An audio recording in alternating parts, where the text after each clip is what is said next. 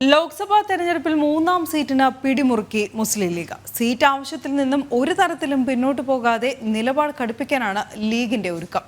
ഈ ആവശ്യത്തെ തള്ളാനോ കൊള്ളാനോ കഴിയാത്ത അവസ്ഥയിലാണ് UDF നേതൃത്വം.